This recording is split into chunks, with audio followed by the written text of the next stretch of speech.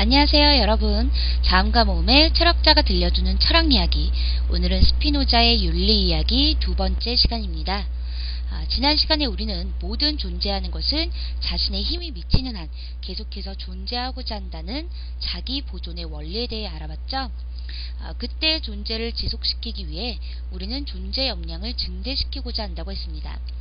이번 시간에는 어떤 경우에 존재 역량을 증대시킬 수 있는지, 오히려 감소되지 않으려면 어떻게 해야 되는지 알아볼게요. 우리는 인간은 누구나 자신의 존재 역량을 증대시켜 존재를 지속하고자 하는 욕망을 가진다 라는 것을 배웠습니다.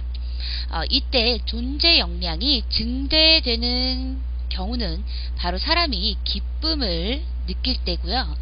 반면에 슬픔을 느낄 때에는 존재 역량이 감소한다는 것입니다. 즉 우리가 원하는 것이 충족되었을 때 우리는 기쁨을 느끼죠. 그때 바로 우리의 존재 역량은 증대되는 겁니다. 반면에 그것이 충족되지 않았을 때 우리는 슬픔을 느껴요. 그럼 그때는 바로 존재 역량이 감소하는 거죠. 예를 들어서 우리가 너무 배가 고플 때, 이럴 때 아주 맛있는 음식을 먹으면 기분이 어떤가요? 물론 아주 좋겠죠. 즉 기쁨을 느끼겠죠. 이때 바로 우리의 존재 역량은 증가하는 겁니다. 뿐만 아니라 꼭 갖고 싶던 물건이 있는데 그걸 진짜 갖게 되었을 때도 마찬가지겠죠. 또한 이번 시험의 목표를 몇 점 이상으로 잡았는데 그걸 해내면 무척 기쁘죠.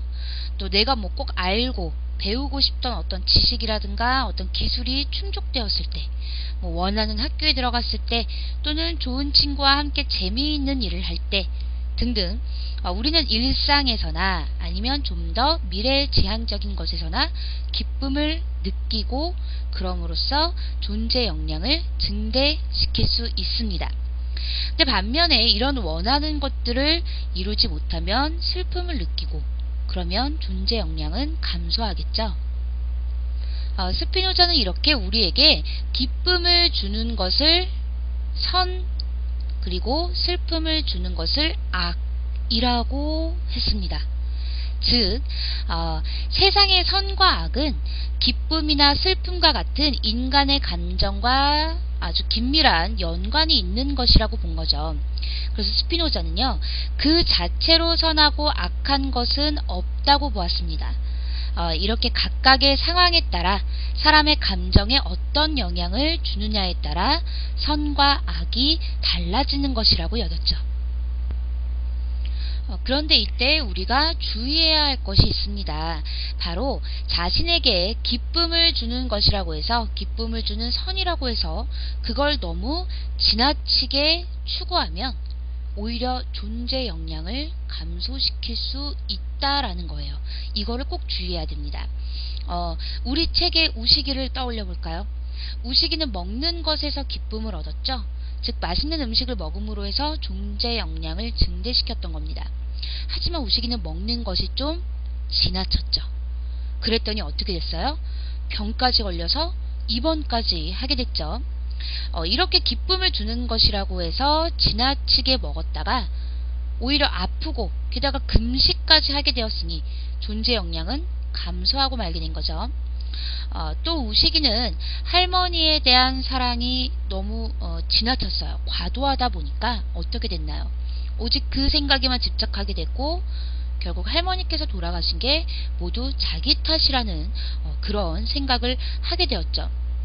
그러면서 죄책감과 슬픔에 사로잡혔습니다. 이런 감정들은 존재 역량을 어떻게 만들겠어요? 당연히 감소시키겠죠. 이렇게 아무리 좋은 것이라고 해서 그것을 너무 지나치게 하면 오히려 독이 된다는 것을 우리는 꼭 주의해야 됩니다. 스피노자는 바로 이것을 경계하라고 했던 거죠. 같은 의미에서 돈이나 인기, 쾌락, 이렇게 물질적인 것들을 지나치게 추구하다 보면 우리의 존재 역량은 감소하고 맙니다.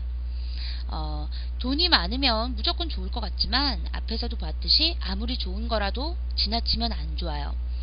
당장 돈이 많이 생기면 갖고 싶은 걸 모두 얻을 수 있을 것만 같아 보여도 오히려 그러다가 나중에 돈의 노예가 되어버릴 수도 있죠.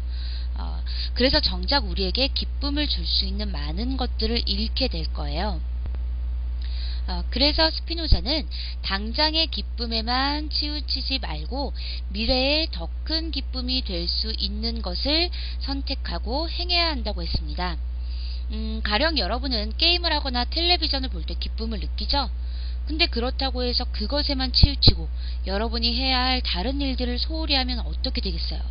결국 미래에 얻을 수 있는 다른 기쁨들을 놓치게 되지 않을까요? 그러니까 지금 당장 여러분이 기쁨을 느낄 수 있는 것도 행하되 그것에만 치우치지 말고 미래에 더 큰 기쁨이 될 수 있는 것들을 위한 노력도 열심히 해야 한다는 겁니다.